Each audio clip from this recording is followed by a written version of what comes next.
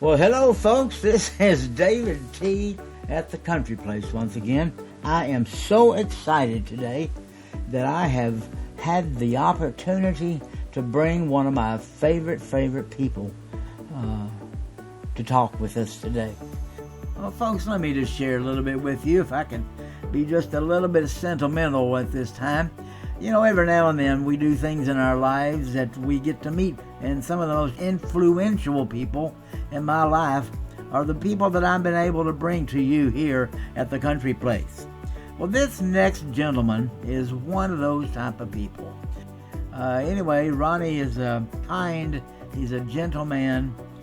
He knows this program, he works this program of the Alcoholics Anonymous. As a matter of fact, he teaches me this program, and he does it many ways. And one of the ways that he does that is he lives this program. And so I just had to bring you this special. And ladies and gentlemen, folks out there, anybody who's going to listen to something about this program and the miracles of Alcoholics Anonymous, let me introduce you to Mr. Ronnie M. My whole sobriety has been a series of miracles. Okay, I mean, I'm sober going on 40. I'm going on my 40th year of sobriety. That in itself is a huge miracle. What a beautiful way to start our conversation, Mr. M. Tell me, when were you born? How old are you? My birthday is April the 22nd, 1944. So that makes me, I'm going on 81 years old. Ronnie, tell us about your family of origins. I do understand that you were not born with a silver spoon in your mouth, were you? Both my parents took it to the bitter end. And you know, for you alcoholics, or us alcoholics and potential alcoholics, you know, we don't want to die that way. That is a miserable, horrible death. I mean, it's a dark cloud. But anyway, they died, and you know, it's such a sad death because it was, you know, just wasted lives. You know, so it was sad. So, and then I had a little sister die of it, and a little brother died, you know, and then when I was right at almost 30 years sober, my oldest son died of it. He took his own life. He never could get sober, and he finally took his own life. And of course, I can't even tell you how devastating that is. You know, you can't, because you wouldn't understand it even if I told you, because I don't understand it, you know. But I tell you, it's still there. It still lingers, and it still affects. I think about him every day. You know, he was just like me. He looked like me. You know, he was just like me. And so that's been a very. I've had some hard ups and downs, but that has to be the hardest, without question, the hardest of all. But you know, the amazing thing is, during that, you know, I never had a desire to take a drink going through that process. So. Most we alcoholics, we hold it in and we drink over it. Yeah. I stuffed it. You know, I just stuffed it. I didn't see anybody. I just stuffed it. You know, the way I grew up, that was what you were supposed to do. You know, you weren't supposed to go see somebody about it. You know, if you were seeing a psychiatrist, I mean, then only the real crazies saw a psychiatrist. You know. So I didn't want to fall in that category.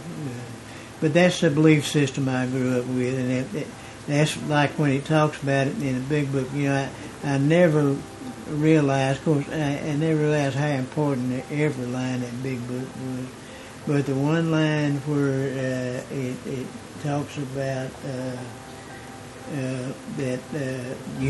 we have to let go of our old ideas completely of the results of meal, you know. Well, that made no sense to me in the beginning. It just made absolutely no sense. You know, I'd gone on to college and had some pretty responsible jobs, and I knew some stuff, you know. So I mean, and I had some good ideas. So why would I let go of those old ideas? That miracle you talk about, you made it through it, and life went on, right? From my background, you know, that's not really a breeding ground for academics, you know. In fact, I never brought a book home in my life till I got to college. Never. Not the first book did I ever bring home. And I was a national merit finalist, you know. I don't know how that was.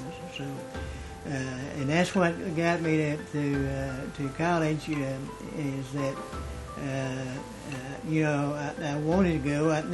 My family and I had never talked about me going to college, so it's not something that we had a plan for or they wanted. You know, I was just, you know, in my mind, I was just going to go out and get a job. In fact, in my younger years, I told my mother that my career goal was to be a house painter. We were all alcoholics. So they always were, because they sniffed that paint all day long. You know? Oh. Yeah. And so I mean that's very true. That's a true story. And that's the reason they became alcoholics, because they were sniffing that paint. So, but anyway, I did not plan on going to college. In the very last day of my senior year in high school, I was going out to my car. I had a car now. Okay, I never had a car before in my life. I went out to my car. It was a 12-year-old Ford with a flathead engine in it. And it was a great car. I mean, a great car. And but so I went to get out of my car, and as I was getting the door, one of the counselors at the high school there, and I didn't know her. I came to know her later, but I didn't know her then. Walked out to me. She said, "Ronnie, are you going to college?" And I said, "No, I don't think so." And she said, "If I could get you an academic scholarship, would you go?"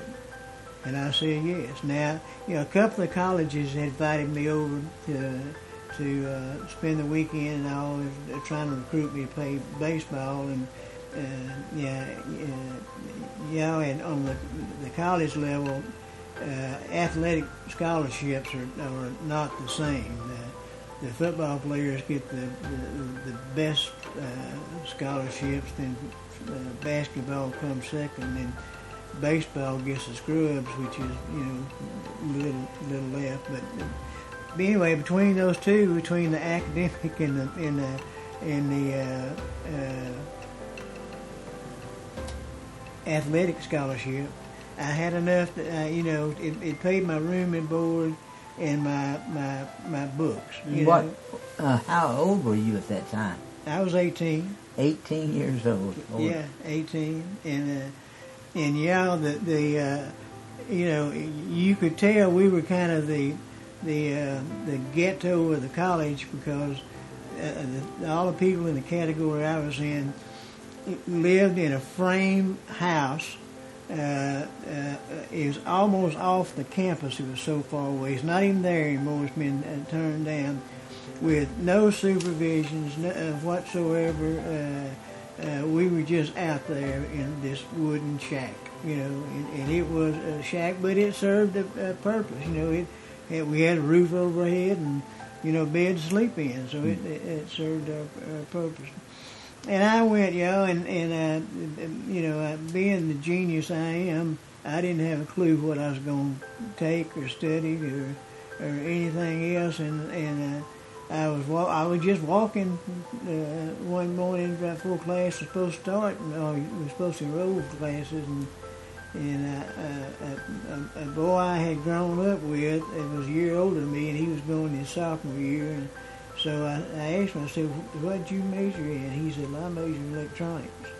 I said, well, that's what I'll do then. I'll major in electronics. I didn't know anything else, what else you could major in.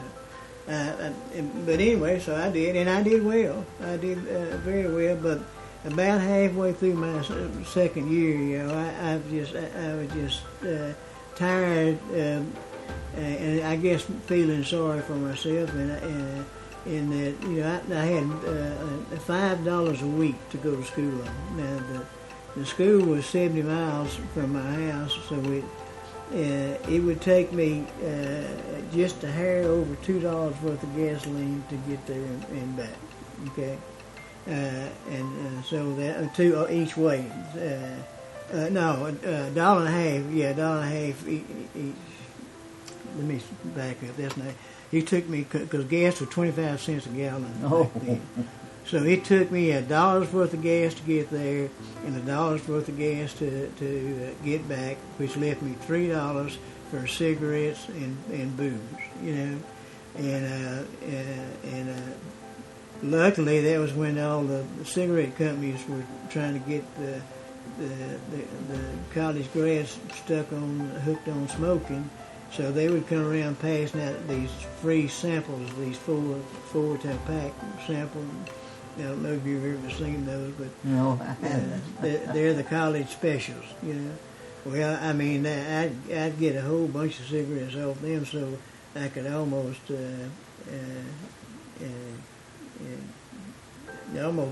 not have to buy cigarettes, Wow. And so you went and got your degree, and what degree did you finally get? Well, actually, what happened is I left. Anyway, that's part. That $5 that left me $2 for cigarettes and booze. So I started drinking Ripple wine. Okay, Ripple wine was 25 cents a quart. Okay, so it was the best deal in town. But Wall Street Journal ran an article on it a few years later, and said it was a hallucinatory alcohol. It did things to you that no other alcohol would do. I know when I drank that, and when I would throw up because of it, it would leave that purple in my nose. Purple in my nose and purple on my lips. Well, later on, I'm skipping over some stuff, but later on, when I transferred to another college, I got a degree in math. And the way I got a degree in math is I could get out one class quicker, graduate with one less class if I took a degree in math than if I got my degree in engineering or anything else. So I got my degree in math, and I was the go-to guy in math. I graduated Magna Cum Lauda, including the grades I got at Northwestern when I wasn't studying at all. And I graduated Magna Cum Laude in math, and then, but I had also during that time, my wife worked in the School of Business. She was secretary to the dean of graduate studies, and so I got interested in business and especially economics because I came real close with a guy who was the head professor in economics at Louisiana Tech, and he was one of the smartest guys I've ever known. He was brilliant, he really was, and he wrote some papers and did all that you are supposed to do. And he and I were going to publish some books together because he didn't have a very good math background. And that's where he was lacking. I had what he was lacking, and so it was a good. But the problem is, everywhere we went, we were drinking. We fished 2 or 3 days a week. But really, the fishing is just a way to get to drink more.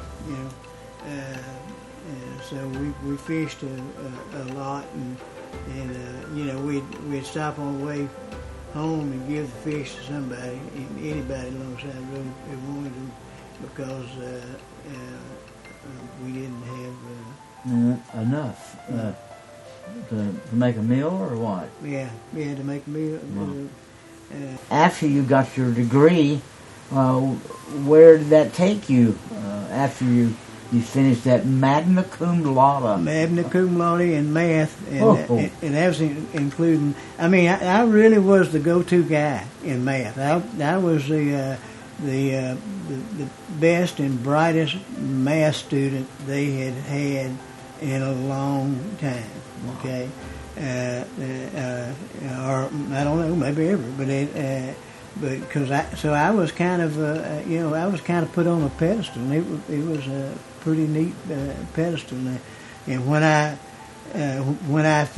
started Louisiana Tech, there were five of us that were math majors. Okay, I was the only one that finished. The other four flunked out or quit out or something. So, but anyway, when I was getting that math degree, my wife works in school of business, and I met a guy, an economics professor who I just fell in love with. I just wanted him to teach me everything about economics. So I just got so interested in economics. Plus, this guy y'all drank. And he was an alcoholic, if you can believe that.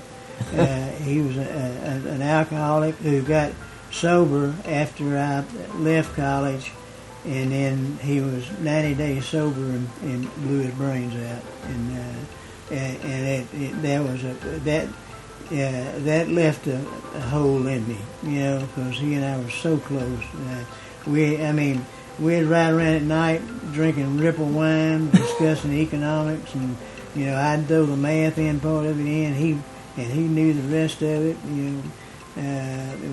Either that or we were fishing. And the fish weren't catching any fish. We were talking economics.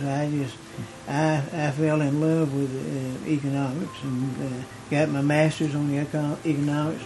Then worked on my doctorate in economics. And, before I started my doctorate, I was offered a full-time position as an assistant professor at Louisiana Tech to teach statistics. Okay, and I really enjoyed statistics. And I enjoyed teaching statistics, and I did that for about 3 years, but. The problem is, I'm a more whore. I want more and more and more. And I had a close friend who had graduated, and he went on out into the business world. And he, of course, I talked to him regularly, and they came back to visit. But he would tell these stories about. What all he did in the business world. And it all sounds so glamorous and so good. That was also during the Vietnam War, And so protesters were coming through, and they interrupted, what we were doing. So me and Jesse and two other guys, we kicked their ass and kicked them off campus and tore all their newspapers and shit up, and really kind of did them bad. And I know today I was wrong. I look back on the Vietnam War now, and I was just flat wrong. And that's another thing I realized in sobering up is that. Some of the things I thought I was the most right about, I was the most wrong about. So I've got to use those steps to keep my foot in reality. Also, maybe to even keep your sanity, I would think. On that second step, came to believe that a power greater than ourselves could restore us to sanity. Well, if they have to restore us to sanity, that means we had gone insane. I never saw myself insane because of alcoholism. And I took that step as best I could, but I didn't really take that step until recently. and I say recently, within 10 years probably, but because it was the God concept was difficult for me because growing up in a home that I grew up in, and I don't say I don't hate my parents or blame my parents or anything else. The regret I have there is that I didn't understand alcoholism, so I could better take care of him. Now John did a lot of stuff for him, and he was great for him. Mr. M, you are a miracle. Well, after your education, where did your journey take you now? I had a fantastic life. I mean, it was a living on the edge, high rolling life. Okay, because I started making money. I started making a lot of money compared to what I'd ever known in my life. It wouldn't be considered a lot of money by some people, but it was a lot by me. So and I spent it all. Okay, I eventually went bankrupt. When I went bankrupt, I owed after I settled out everything. I used about $2 million that I had borrowed and spent, and didn't pay back. So, besides what I'm making, I wound up basically embezzling money from the bank, And but you think about that, $2 million, a couple $1 million tax free. You can have a pretty good time on it for a while, and that's especially what I did. In what year did this happen? Let's see. This happened, David, in probably about 70. It's the late 60s, early 70s. Okay. That's about the right time frame. Wow. Well, and now with that Magna Cum Lauda in hand, tell us more about your journey. Where did you go from there? And I worked for 2 attorneys, and we did defined benefit pension plans, and there were some real tax advantage for higher income people, especially people who own their own business. You started talking about the miracle of your life. I find it so amazing that you started with an alcoholic home. Your mother and father were alcoholics. They ended up dying because of alcoholism. But something in you kept you moving forward. One thing, David, one of the characteristics of an adult child of an alcoholic is, they will either go to the top of the heap or the bottom of the heap. In other words, they will out-compete everybody at anything they're trying to play or write or sing, or until they crash, and they're gonna crash, and then when they crash, a lot of these people you've been spending money on over the years, they won't show you the time of day, or give you the time of day. Well, I understand part of your journey in life. Use your fifths in life. Is that right? Well, I did. Well, the neighborhood I grew up in, David, was 4 blocks wide and 10 blocks long. Okay, and it was one of those neighborhoods. If you didn't live in that neighborhood, you never saw it, because nobody ever came into that neighborhood who didn't those who lived in that neighborhood. The Lacey sisters, the Venus and Lacey, those sisters, they were born about 2 blocks from me, and their daddy still lived there a long time. And a lot of people in that neighborhood they had electricity, but they couldn't use it because they couldn't pay for it. And we'd go out at night and hook up to the main lines so people could have electricity. Then early in the morning we'd go take it loose again, or maybe we wouldn't put it on at all unless we needed to cook, needed something that required electricity, then we'd go turn it on. And we had a lot of people lived like that. But anyway, one of the guys that lived behind me went to that little bar I was talking about. It was called the Shade Joey, and went to that little bar, and he was a hitman. I mean, that's how he made his living. And he's written up in books now.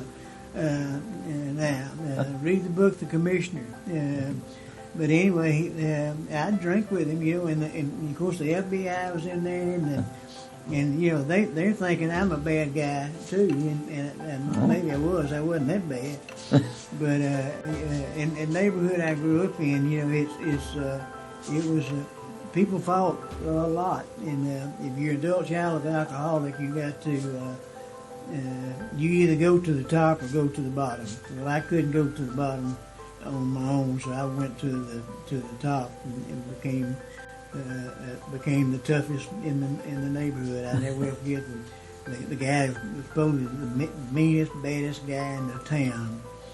He and I were together, and we were close friends, and we left a little old drive-in theater one day and walked behind between the store and my house was right behind that store, and I had never carried anybody in my house before because I never knew what it was going to be like. But this guy I carried in my house because I knew he lived in as bad conditions as I did. We got through, and he wanted to slap box some, and my daddy had to be more looking out the window, and so we started slap boxing, and I was just a lot quicker than he was. And the longer it went on, the more he got pissed off. And I could tell you, I tried to tell him to stop, and he wouldn't. He went on, so finally I knocked him out. And he was supposed to be the baddest man in the city. I knocked him out, and then it wasn't a month. My daddy saw all of it. It wasn't a month later, my little sister came in the house crying, and my dad was sitting out the front yard drinking a beer, and so I walked out to see what happened, and there was a car, 5 guys, 2 in front and 3 in the back, were pulled up beside the curb in our yard, and they had said something to my sister out of line. So I went over there to talk to him, and we talked a minute, and I just dove through that window and whipped off out of the race. But now it took a while, It took a while, I imagine. It took a few minutes, but anyway, I finally got through. The car had gone forward and run into a pole, but I walked back to the house. I walked by, and my dad said, "Hell, boy, I thought you could fight." Those guys were all arrested about an hour later with guns and knives and chains, and they had machete. They had come back. They were going to fix me. And you telling me about this miracle of your life, which I absolutely understand. You don't seem to be one that just stands still. More of the miracle, right? It's been a miracle all the way through your life. It has been.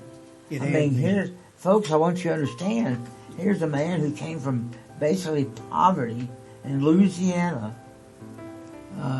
that old portion of Louisiana, and he moves all the way up, and the next thing he's doing with his life is he's having to maybe use his fists because the people are fighting. And then he said, well, maybe I should get an education. Then he gets an education. Now, from poverty to a Magna Cum Lauda. I had bought me a plane, and I flew up there to the prison, and snuck in a sack full of groceries and a quart of vodka. Now, how crazy is that? A quart of vodka, and I snuck it in. And when I came up that cab, that driveway at the prison, when I hit the back of it, those inmates ran out there and they stripped that like a field stripping a cigarette, and got back into the door and got that stuff hidden. But when I walked in the prison, the place you were signed up to visit, I came in behind the guy instead of front of him. And when I did, he knew what had happened. Okay, wow! But he couldn't catch anything. But he was so pissed at me because he knew what had happened. And yeah, I've had multiple prisons. In fact, one of my partners spent the last part of his life, and he died in prison. Yeah, he spent the last part of it. He was one of the greatest con artists in America. I mean, he was just. I mean, we had planes, we had jets, we had boats, we had, you know, we had it all. We were living large now, you know. Now, and it was really large to me, coming from that 800 square foot house, you know. Wow. But that's when everything started down, y'all. Well, folks, the journey continues in the next episode. We're going to take a break. My voice is getting tired, and so is Mr. M's. So come back next episode. This is David T. from the Country Place. God bless. Have a great day. Bye-bye.